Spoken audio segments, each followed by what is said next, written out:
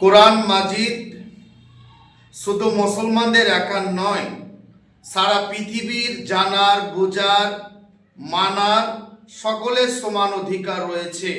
কেউ কোরআনকে বুঝতে পারে, কেউ কোরআনকে বুঝতে পারে না, কেউ কোরআনের অপব্যাখ্যা করে। তো যারা কোরআনের সঙ্গে সম্পর্ক রেখেছে, আল্লাহ তাদের মান, ইজ্জত, সম্মানকে উঁচু করে দিয়েছে, বাড়িয়ে দিয়েছে।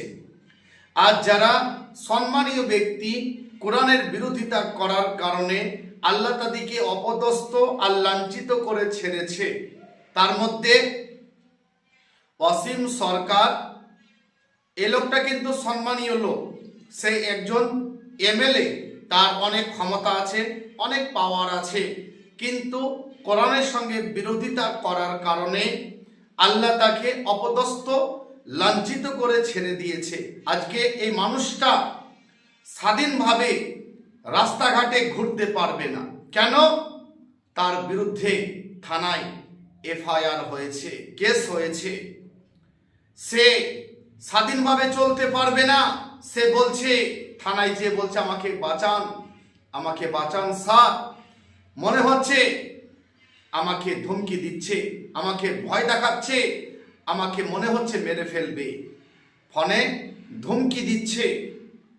কেন? আজকে তুমি কোরআনের সঙ্গে অপব্যাখ্যা করেছো, কোরআনের অপব্যাখ্যা করেছো, এর জন্য আল্লাহ তোমাকে অপদস্থ আর লাঞ্ছিত করে ছেড়েছে। এর চাইতে তোমার কাছে দুঃখের বিষয় আর কি হতে পারে? আজকে তুমি স্বাধীনভাবে চলতে পারবে না। তুমি স্বাধীনভাবে চলতে গেলে মুসলমানরা তোমাকে জুতো পিটাই করে দুনিয়া থেকে বিতাড়িত করবে। তুমি জাতির কাছে, মুসলমান জাতির কাছে যতক্ষণ তুমি ক্ষমা না চাইবে, ততক্ষণ তোমাকে মুসলমানরা ছাড়বে না। কেন? মুসলমানরা সব সহ্য করবে।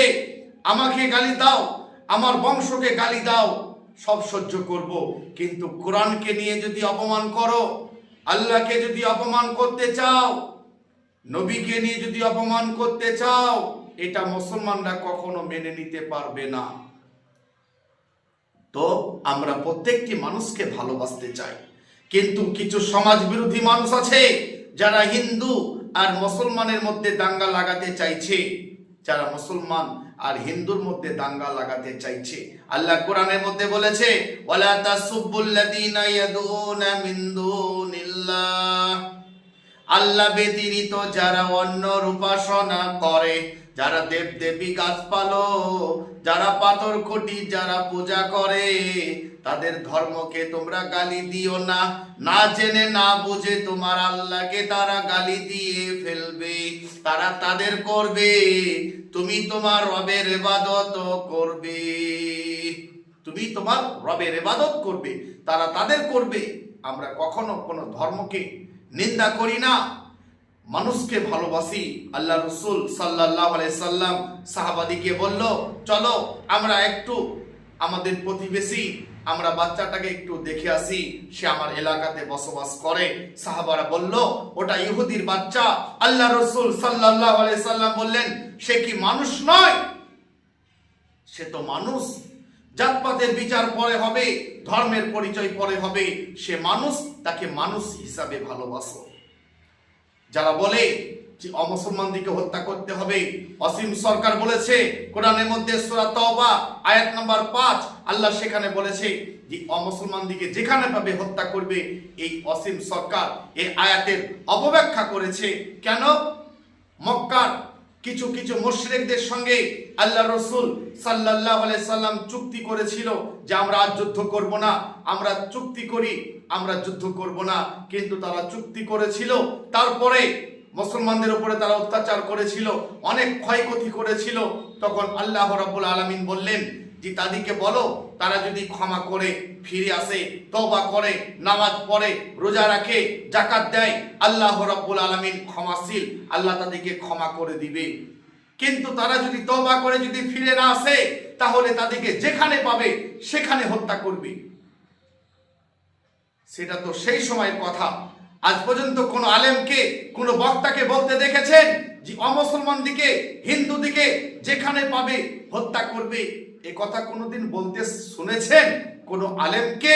আল্লাহ কোরআনের মধ্যে বলেছে, একটা নিরীহ মানুষকে যদি কেউ হত্যা করলো, তামাম পৃথিবীর মানব জাতিকে সে হত্যা করলো। আর কেউ যদি একটা নিরীহ মানুষকে যদি বাঁচিয়ে দিল, সে তামাম পৃথিবীর মানব জাতিকে বাঁচিয়ে দিল। আপনি চিন্তা করতে পারেন, যে জাতি একটা নিরীহ মানুষকে যদি হত্যা করে, তামাম পৃথিবীর মানুষকে হত্যা করলো, সে মুসলমান কারোর উপরে অত্যাচার করতে পারে? আল্লাহ রসুল সাল্লাল্লাহু আলাইহি সাল্লাম বলেছে, একটা নোংরা মেয়ে আর একটা নামাজি মেয়ে, একটা বিড়ালকে বাড়িতে বেঁধে রেখেছিল, বিড়ালটা না খেয়ে মারা গিয়েছিল। এর জন্য আল্লাহ রসুল সাল্লাল্লাহু আলাইহি সাল্লাম বলছে, ওই মেয়েটা জাহান্নামে শাস্তি পাবে। কেন? বিড়ালটাকে ছেড়ে দিলে সে কিছু খেয়ে বাঁচতে পারত, কিন্তু বিড়ালটাকে বেঁধে রাখার কারণে বিড়ালটা না খেয়ে মারা গিয়েছিল। আর একটা কুকুর পানির জন্য হাঁপাচ্ছিল, সে একটা নোংরা মেয়ে একটা কুকুরকে পানি পান করিয়েছিল বলে আল্লাহ রসুল সাল্লাল্লাহু আলাইহি সাল্লাম বলছে, ওই মেয়েটা জান্নাতে যাবে। যে জাতি একটা অন্যায়ভাবে কুকুর মারলে যদি জাহান্নামে যায়, সে জাতি কার উপরে অন্যায় করতে পারে? যাই হোক, আপনারা আমার জন্য দোয়া করবেন, আমি আপনাদের জন্য আল্লাহর কাছে দোয়া করব। আমরা সকলে হিন্দু মুসলমান একে অপরে মিলেমিশে থাকবো। অসুস্থ থাকলে দেখতে যাব, রক্তর প্রয়োজন হলে তাকে রক্ত দেবো। জিজ্ঞাসা করব না, ভাই তুমি কোন ধর্মের, কোন জাতের, এগুলো আমরা জিজ্ঞাসা করব না। প্রত্যেকটি মানুষকে ভালোবাসবো, ভালো আচরণ করব, ভালো ব্যবহার করব। আপনারা আমার জন্য আল্লাহর কাছে দোয়া করবেন, আমি আপনাদের জন্য